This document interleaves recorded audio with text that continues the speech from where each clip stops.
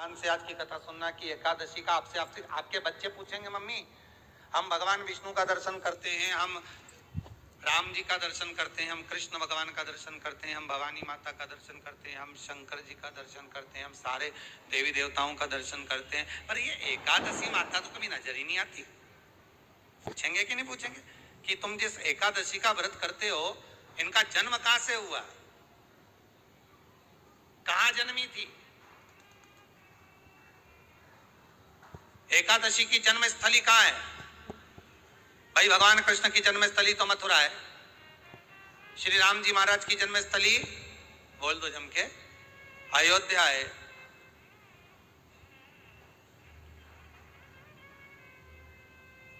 कोई आपसे पूछ ले कि एकादशी की जन्म स्थली कहां है तो आधे लोग तो बाल खुजाने में लग जाएंगे कि एकादशी आखिर पैदा कहां हुई थी, जन्म कहां लिया था, इसका जन्म हुआ कहां था, कहां जन्मी थी।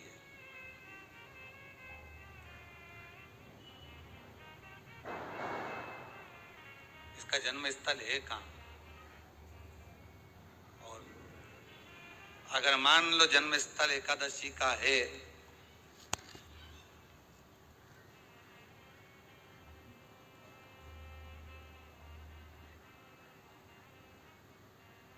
और एकादशी अगर जन्मी है, उसका जन्म हुआ है और दुनिया के लोग इतना व्रत करते हैं, उपवास करते हैं, तो फिर इसका जन्म स्थल कहां होगा? तो कहा इसका जो जन्म स्थल है वो बद्रीनाथ। कहां पर है? बद्रीनाथ। और उस बद्री विशाल में भी एक गुफा जिसका नाम है हेमवती। क्या नाम है? हेमवती। उस गुफा में एकादशी का जन्म स्थल है। बद्री विशाल में हेमवती गुफा जो 12 योजन अंदर प्रवेश करने जितनी है, 12 योजन की गुफा के अंदर हेमवती के अंदर एकादशी का प्रागट्य हुआ था, एकादशी का जन्म हुआ था।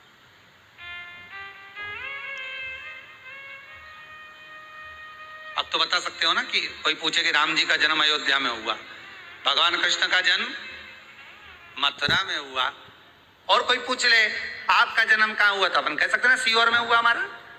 और आपसे कोई पूछे कहां हुए तो कहीं इंदौर में हुए कि देवास में हुए कि भोपाल में हुए कि मुंबई में हुए कि पूना में हुए, आपका तो बता दोगे। पर बच्चे आपसे पूछ ले मम्मी तो इतनी एकादशी का व्रत करती है, एकादशी का तो व्रत करती है और सबको करा देती है कि बल्लभ कुल की एकादशी करो, भले बकरी जैसे चरो पर एकादशी करो, और सबको एकादशी कराया, तो कोई पूछ ले कि एकादशी का जन्म कहां हुआ था, तो आप कह सकते हो कि बद्री विशाल में, हेमावती में, बद्री विशाल के हेमवती गुफा के अंदर जो 12 योजन की गुफा है, उस गुफा में एकादशी का जन्म हुआ है। कब हुआ?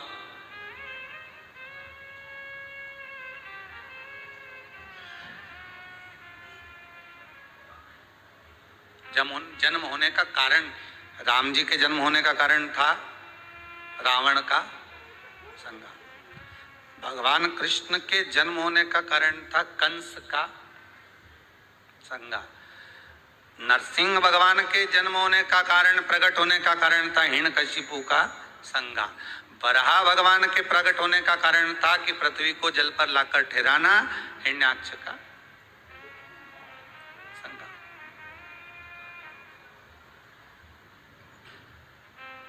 तो फिर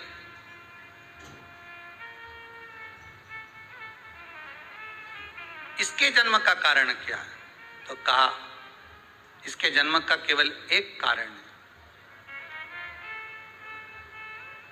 सतयुग में, अब एक और बात का बहुत ध्यान दीजिएगा महाराज, सतयुग एक बार नहीं हुआ कि तुम सोचो कि सतयुग के बाद में द्वापर, त्रेता आ गया, त्रेता के बाद द्वापर आ गया, द्वापर के बाद कलयुग आ। एक सतयुग नहीं है, एक त्रेता नहीं है, एक द्वापर नहीं है, ना जाने कितने कितने सतयुग निकल गए, ना जाने कितने कितने द्वापर, त्रेता, कलयुग, ना जाने कितने निकल गए।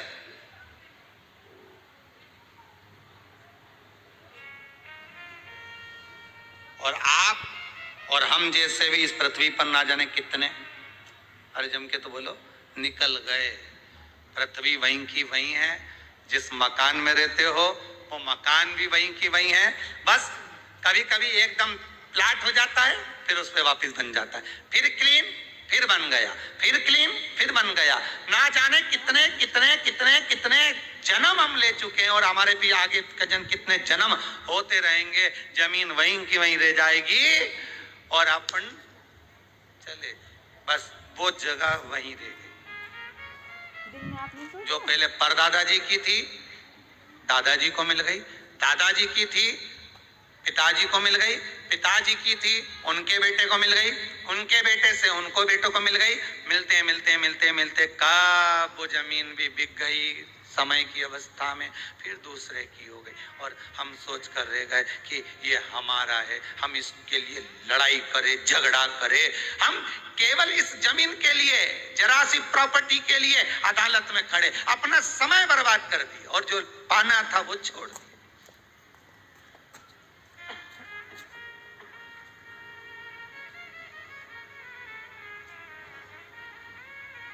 जो पाना था वो छोड़ दिया।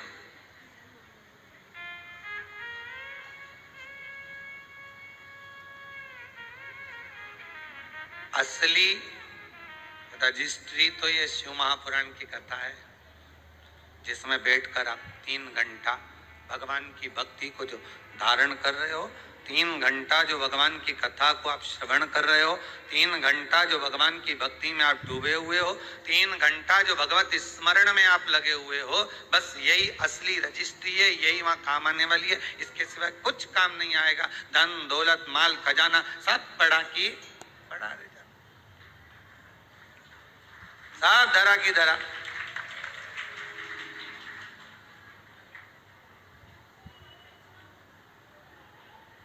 गया वो एक लाइन आप लोग स्मरण करते होंगे, सज धज के जिस दिन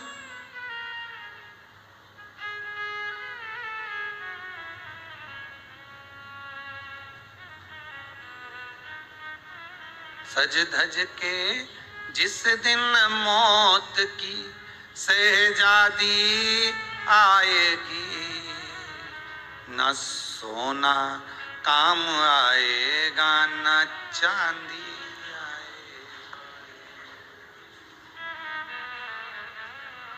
अलमारी में धरा की धरा रह जाएगा,